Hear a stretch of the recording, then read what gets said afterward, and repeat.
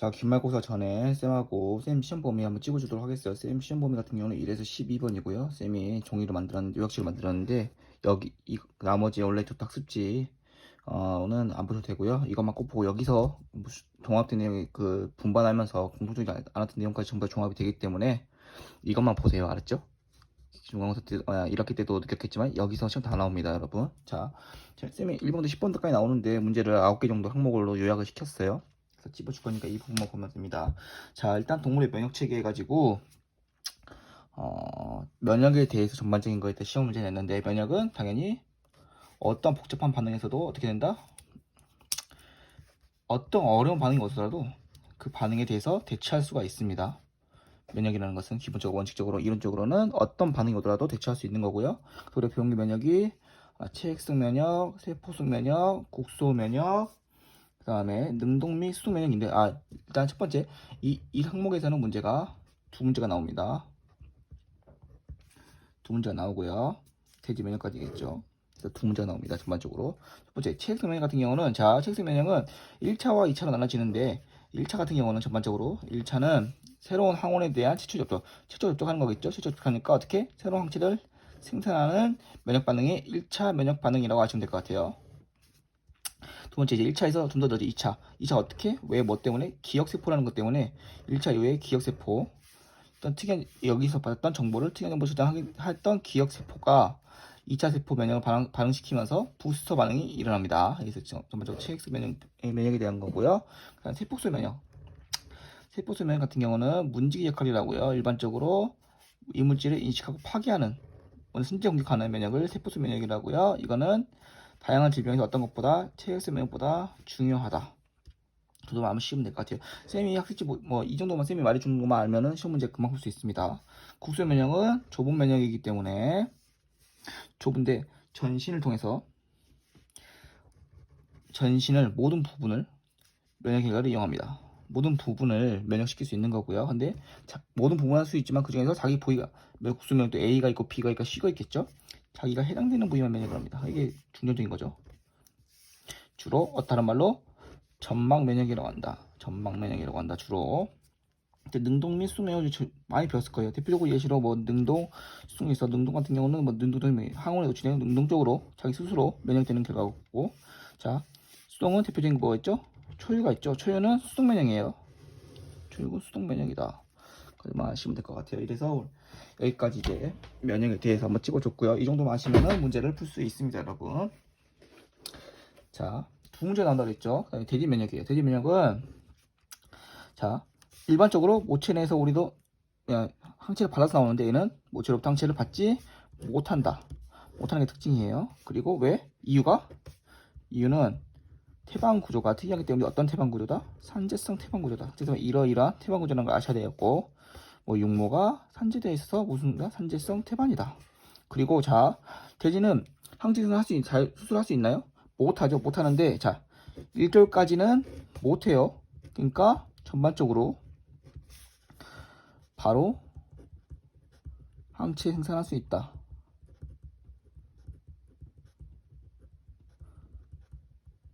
이 말이 맞을까요? 아닙니다. 1개월까지 항체 생성 못해요. 못하는 거예요, 여러분. 쌤이 못한다고 말했어요. 자, 그래서 어떤 걸 해야 되냐? 꼭 돼지에게는 어떤 게 중요하죠? 돼지 아니고 다른 건 다 상관없지만 초유가 매운생한데 1개월 동안 항체 생성 못하니까 초유를 통해서, 수동 면역을 통해서 초유를 먹는 거고 면역이 생성되는 거겠죠. 그래서 초유가 상관이 있다 없다? 있다 라는 거 아시면 될 것 같아요. 이번 문제까지 풀었고요. 자, 백신 문제 같은 경우는 맨날 자주 냈기 때문에 귀에 딱지가 됐을 거예요. 거의 백신 종류 중에 사독 백신, 생독 백신인데, 장점하고 단점은 쌤이 이렇게 추렸어요. 저도 장점과 단점을 알고 계시면은 그 다음 문제 알 것 같은데, 일반적으로 사독 백신은 바로 죽이는 거기 때문에 피부가 오래 걸리지 않겠죠. 죽이는 거기도 완전 좀 높고, 그리고 전지에서 추출의 부작용이 공감되면은 면역 향상시킬 수 있다. 죽여가지고 독성이 겁나 강하던 거였는데 이거를 좀 죽여가지고 하면은 효과가 좋다라고 느끼면 될 거고, 네, 대신 방어력이 늦게 향상된다. 지속 기간이 짧다. 자, 세포수 면역에 요한 간배는 사용이 곤란하다. 이 정도까지만 아시면 될 것 같아요. 특독 백신과도 반대겠죠? 당연히 반대 극부이기 때문에 한번 읽어보시고 보시면 시험 문제 한번 볼 수 있을 것 같아요. 여기서 보시면 충과 효과라는 게 충과 효과, 이거는 플러스 효과라고 하죠. 더 플러스 플러스 플러스 플러스 된다는 거, 더 늘어난다는 효과를 충과 효과라고 읽고, 충과 효과는 어떤 백신의 단점이다. 생독 백신의 단점이 충과 효과다. 이 정도만 아시면 될 것 같아요.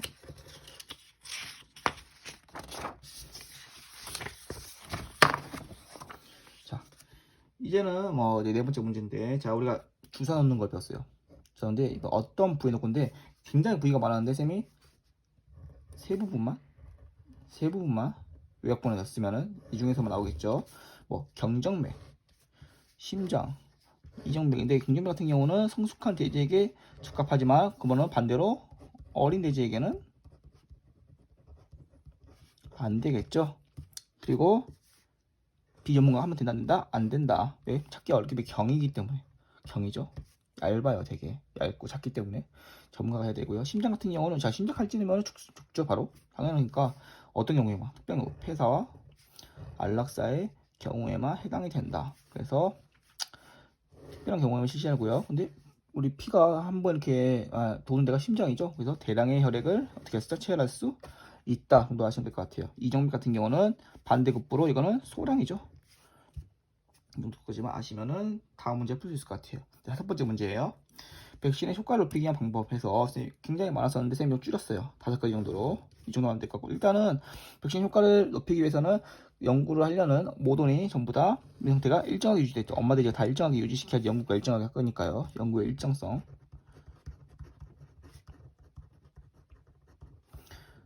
그 다음에 사전에 검사 한번 해야 되겠죠. 항체가 있나 없나도 한번 검사를 해보셔야 되고, 없으면은 뭐 시간은 거고요. 사전에 꼭 사전이에요. 사전.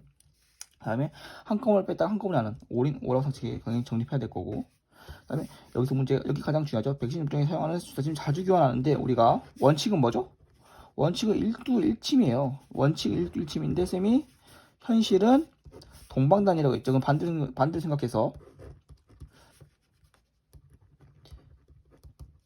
동방단위 교체가 원칙이다. 이 말은 맞을까요? 아니죠. 원칙은 1두 1침이 원칙이다. 이 말은 틀린 말이에요, 여러분. 헷갈릴 수 있어서 선생님이 한번 찝어준 거예요. 그 다음에 마지막으로 결국 우리가 밀관 선수 결국 마지막에는 꼭 측정하고 기록해야지 결과가 남겠죠. 나중에 연구할 때 쓰겠죠. 그래서 백신 효과를 높이기 위한 방법 5가지 정도가 있었어요. 그다음 문제, 우리 소독을 해야 되죠. 소독의 순서 이 정도는 뭐 외워야 되죠. 청소, 수세, 물로 닦아내고, 건져 닦아내고, 그 다음에 소독시키고, 그 다음 돼지를 들여보냅니다. 청소, 수세, 건져, 소독, 돼지 입시, 이 정도는 꼭 외워주시기 바래요. 외부 반역. 자, 일곱 번째 문제. 외부 반역. 밖에 들어올 때 보는 거죠. 출입 통로로 쓰네요. 출입 통로를 하나로 하는 게 낫겠죠. 여러 가지 방역이 힘드니까. 그리고 무단 침입 방지 장치 당연히 설치해야 되겠고, 특히 또 어떤 거, 야생동물을 대비하기 위해서 울타리를 설치를 해야 한다. 뭐 해가지고, 그 다음에 뭐 당연히 방목에 누가 들어오는지 알으니까 방목로 비치해야 되고, 사람마다 소독시설 설치해야 되고, 그 다음에 차량 같은 경우도 지정된 장소에 주차를 해야 되고, 출하되는 농장 돼지 나오는데 이제 파는데 입구나 울타리 가깝게 설치. 안에 있을수록 사람이 들어와야 되기 때문에 이렇게 오염의 위기가 많아지겠죠. 또 종도를 유입할 때 몇 주 이상, 우리는 2주에 성립되지만 얘들은 꼭 4주 이상이에요. 4주 이상. 4주 이하로 긍정되어야 한대요. 안 됩니다. 자, 사료는 울타리 밖에서 아니고 밖에서예요. 벌크 차량 큰 차량 있죠. 이렇게 막 쏟아지는 차량, 트럭 쏟아지는 차량을 벌크 차량이래요. 이용하여 사료 빈 봉투에 반입한다. 봉투 또 모를 수 있으니까 봉투라고 쓸게요, 쌤이. 봉투에 반입하고, 어디서? 밖에서. 사료는 보관상고에서 훈연 소독, 연기로 소독한대요. 뭘로? 몇 시간 동안? 24시간 동안 연기 소독을 한다. 연기로 훈연 소독을 한다. 이 정도까지만 아시면 될 것 같습니다. 일곱 문제 풀어볼고요.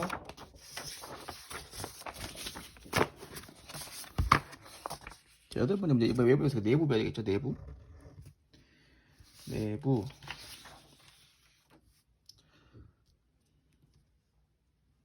내부도 뭐 틀린 거 없어요. 다 어차피 찌꺼기 청소 꼭 해야 된다. 그리고 수전에 수지를 이용해서 동작 흠뻑 적실 경우 정도 흠뻑 적셔야 된다. 흠뻑. 그리고 순서 천정, 벽면, 바닥인데 뭐 천장이나 천정이나 천정이 원래 표준어예요. 천장도 맞고. 아무튼 이 순서대로 하세요. 천정 위에서 터들어야죠. 천정, 벽면, 바닥을 전체적으로 수세하여 먼지를 확실히 제거한다. 수세 후 당연히 건조시켜야 되겠죠. 건조 안 시키면 뭐가 생기죠? 곰팡이 생기기 때문에. 충분한 수세와 수가정과 축적한다 해서 내부 지침 문제가 8번 문제고요. 그 다음에 이제 소독약 9번째 문제네 벌써. 소독약 기억만 하면 돼요. 뭘 기억하냐? 희석 배수를 지키고 섞으면 된다 안 된다? 섞으면 안 된다. 이 정도만 꼭 아시면 될 것 같아요. 이 정도면 문제 풀 수 있습니다. 보실까요? 희석 배수 준수하는 것이 가장 좋은 효과가 당연한 소리고요. 연기자 같은 경우는 불시생 강하기 때문에 뭐 차량 소독 시 약이기 때문에 주의를 해야 된다. 연기 제재.